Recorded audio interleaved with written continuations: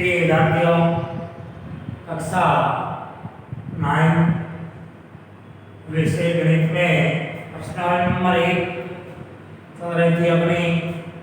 उसी में आज अपने पास सवाल नंबर 1 में आपने संख्या के दशमलव प्रसार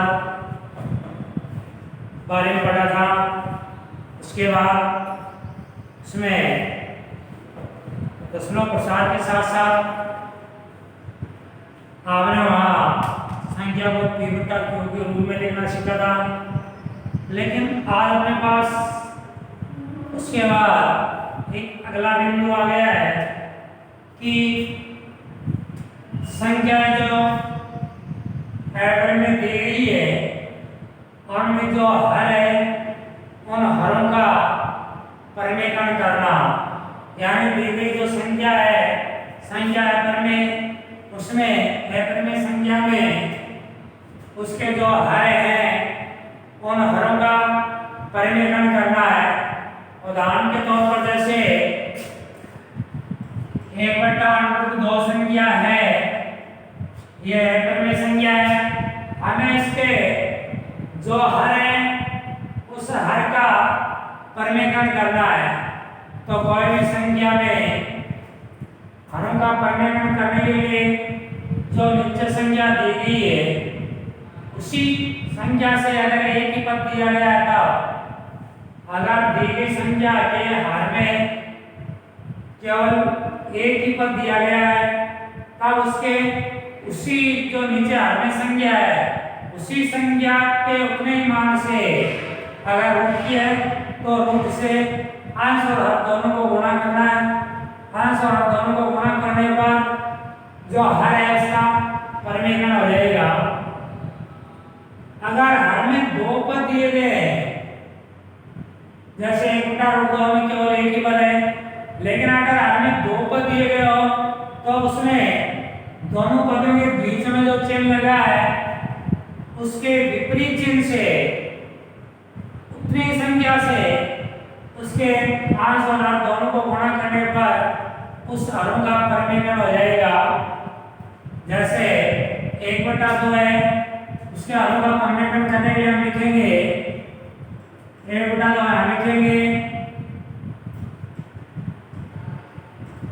संख्या के अंश व हर को √2 से, क्योंकि नीचे √2 संख्या है तो उतनी संख्या से √2 से गुणा करने पर, यानी जो संख्या दी गई है उसके हर में जो संख्या है उतनी संख्या से अंश और हर दोनों को गुणा करेंगे तो संख्या के हर है उसका परिमेयकरण हो जाएगा। परिमेय उसका परिमेय हो जाएगा। तो 1/√2 अंश और हर दोनों को √2 से गुणा करने पर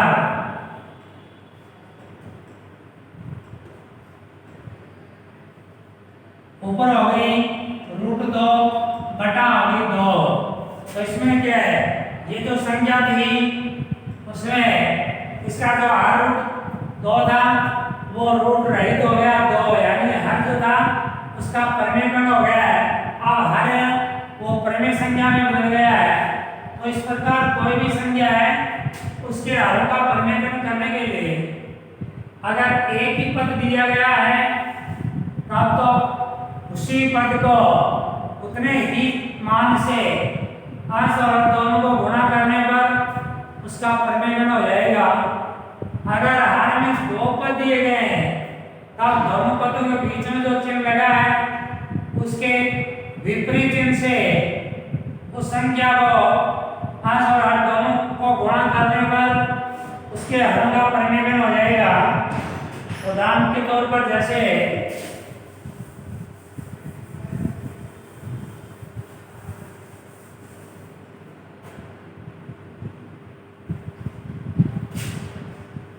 संख्या अपने पास 5/√3 -√5 √3 -√5 इसके अणु का परिमेलन करना है। तो इसके अणु का परिमेलन करने के लिए हमें अभी जो अणु का परिमेलन किया था उस संख्या में हर में केवल एक ही पद था, लेकिन अब की बार जो हर है उसमें हमारे पास दो पद हैं। तो दो पद है जब दोनों के बीच में जो चिन्ह लगा है उसके विपरीत चिन्ह से गुणा करना है और उतनी संख्या से गुणा करना है जितनी संख्या हर में, केवल चिन्ह बदलना है। जितनी संख्या नीचे हर में लिखी हुई है उतनी संख्या से गुणा करना है। केवल अगर माइनस की संख्या है तो प्लस से गुणा करना है, अगर प्लस का चिन्ह है तो माइनस से गुणा करना है। तो जैसे 5/√3 - √5 के हरों का परिमेलन करना है तो हम लिखेंगे अंश व हर को √3 प्लस √5 से गुणा करने पर, यानी जो संख्या अपने पास हर में है उतनी संख्या से उसके विपरीत चिन्ह से अंश और हर दोनों को गुणा करेंगे तो उसके हर का परिमेलन हो जाएगा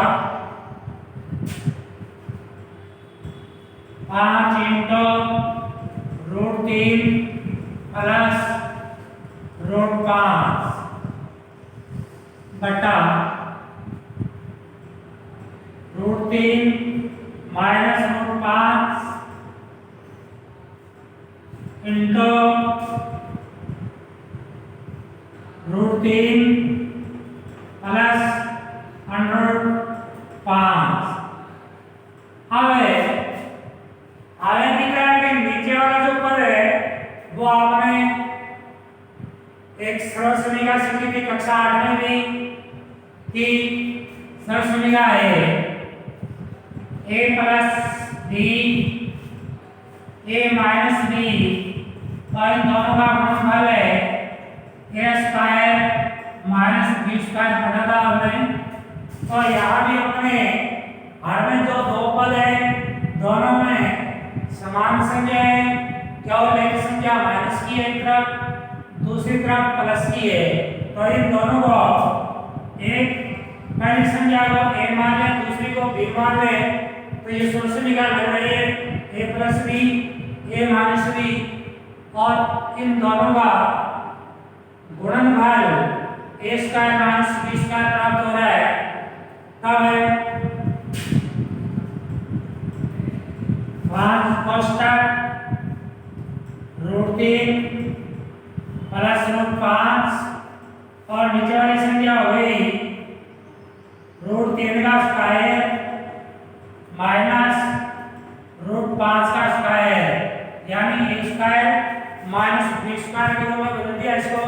a + b और a - b के दो टुकड़े थे, उन दोनों का गुणनफल a² - b² सरल समीकरण के रूप में बन गई है।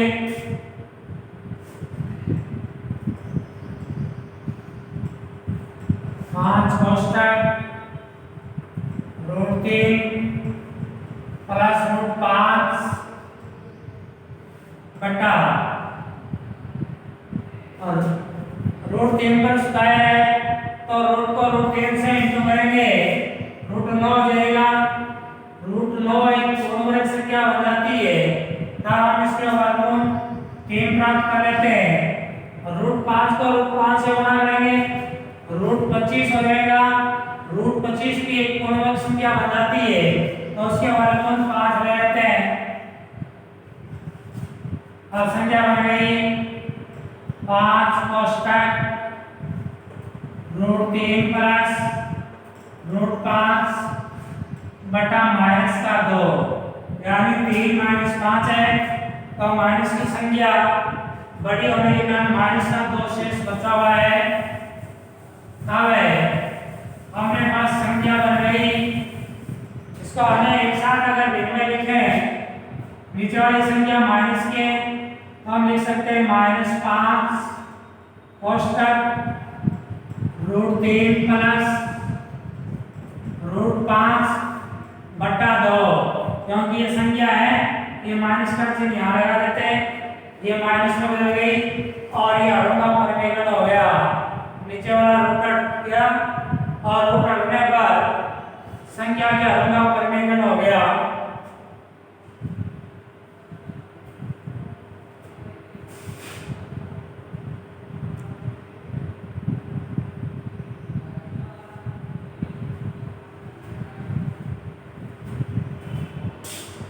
तो ये हुआ अपना जो संज्ञा हरों का परिमेलन करना।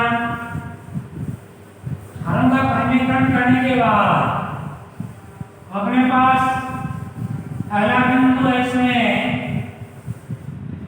रूट की संख्या को रूट से गुणा भाग करना, हल करना। जब रूट में संख्या है उन्हें रूट से गुणा करना, अनरूट में अनरूट का भाग देना। तो यानी एक में संख्या जो है उनकी जोड़ की गुणा भाग है। किस प्रकार होते हैं उसमें पहला उदाहरण लिखा है, जिसमें लिखा है 5 plus root 7 into 2 plus root 5।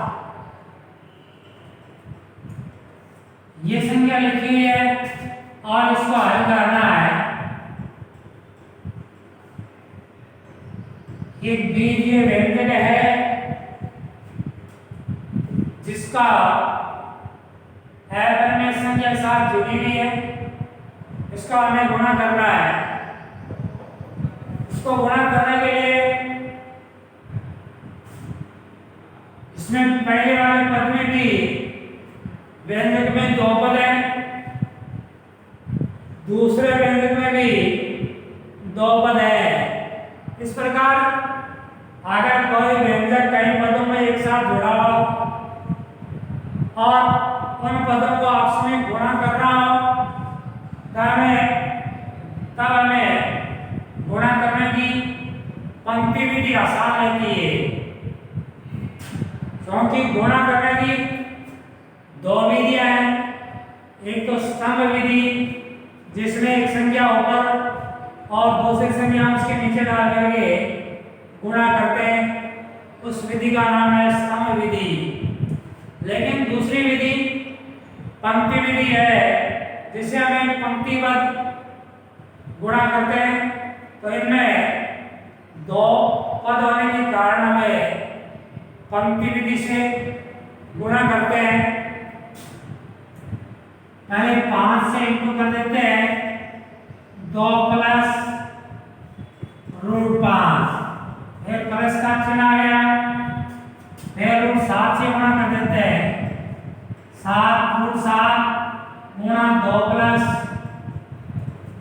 Root 5। ये हो गई अपनी पंक्ति विधि। पंक्ति विधि से गुणा है, तब पंक्ति विधि से गुणा करने पर ये बन गई संख्या 5 दूनी 10 plus 5 root 5 plus 2 root 7 plus root 35।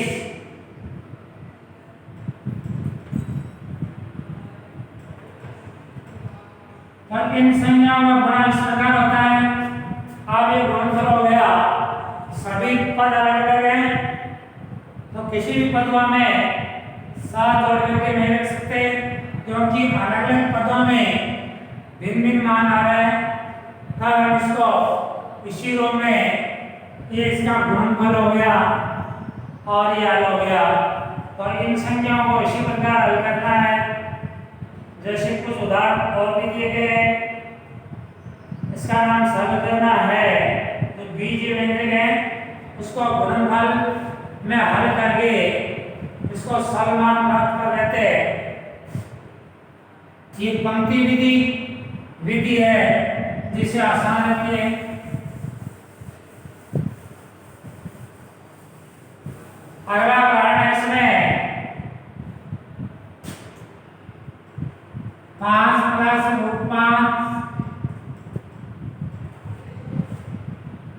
तो इसको गुणा करना है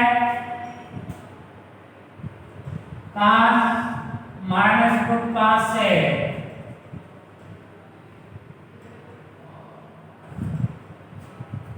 इसमें भी हमें वही पंक्ति विधि लगाते हैं। 5 कोष्टक 5 माइनस रूट 5 प्लस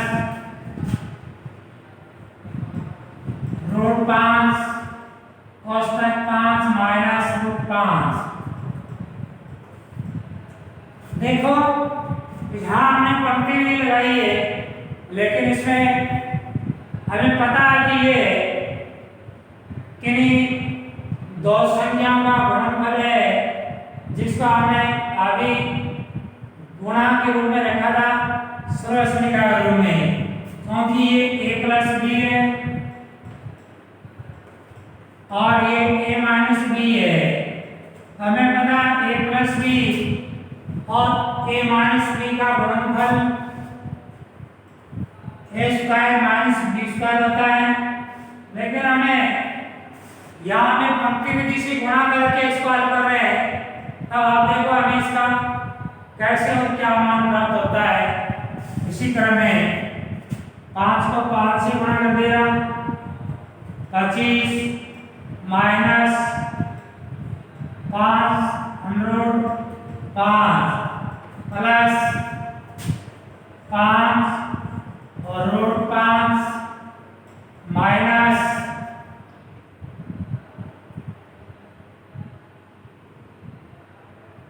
√25।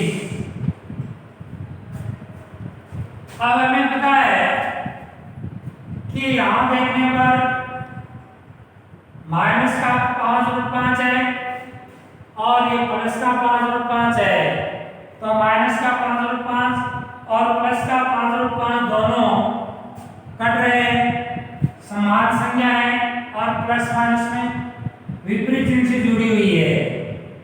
अब अपने पास शेष बच गए 25 माइनस इसके अंतिम में जो माइनस वाली संख्या है वो भी रूट में है, तब हम इसके रूट वाली संख्या पूर्ण वर्ग संख्या है तो उसके हमें वर्गमूल निकाल लेते हैं। 25 का वर्गमूल 5 आ गया और अब अपने पास 25 में से 5 घटने पर 20 मान प्राप्त हो गया। तो इसी प्रकार इसमें अगर इसके गुणनफल करते हैं तो सर्वसमीकरण लगाने पर भी ये 5 का स्क्वायर 25 बन जाएगा, माइनस √5 का रूट से गुणा करेंगे रूट कट जाएगा, 25 माइनस 5 बचेगा और 20 से स्क्वायर बच जाएगा। तो इसी प्रकार ये सर्वसमीकरण से ड्यूल हो सकता है, जबकि पंक्ति विधि से गुणा करने पर भी हल हो सकता है।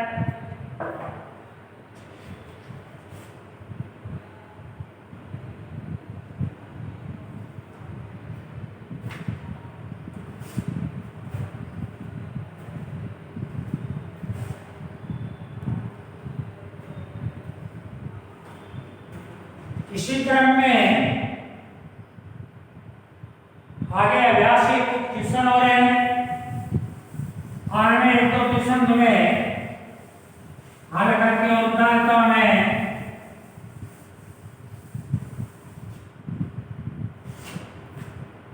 जैसे क्वेश्चन में दिया गया है,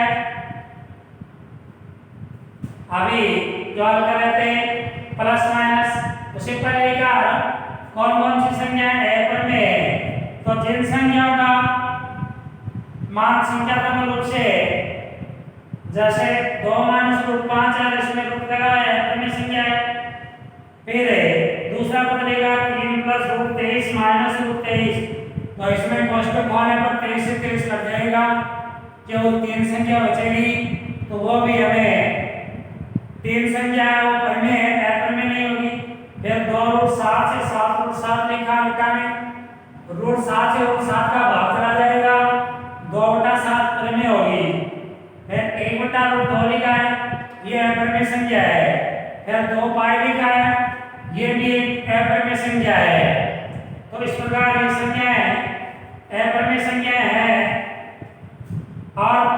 उसके बाद है नीचे एक संख्या लिखी है रूट 5 प्लस रूट 2 और इसका होल स्क्वायर लिखा है, इसको हमें हल करना है। तब होल स्क्वायर होता है एक संख्या को संख्या से गुणा, तो root 5 plus root 2 into root 5 plus root 2। अभी इसमें पंक्ति विधि लगा के गुणा कर देते हैं। रूट 5 कोष्टक root 5 plus root 2 plus root 2 कोष्टक रूट 5 प्लस रूट 2। 5 को 5 से गुणा कर दिया रूट से, रूट 5 को रूट 5 से गुणा किया 5 आ गए, प्लस रूट 10 हो गए, प्लस रूट 5 को रूट 10 हो गए, प्लस 2 हो गए, तो ये हो गए 5 तो 7 हो गए, 7 प्लस रूट 10 प्लस रूट 10 या 7 प्लस 2 रूट 10। इस प्रकार हल हो गए जो संख्या पंक्ति विधि से गुणा किया गया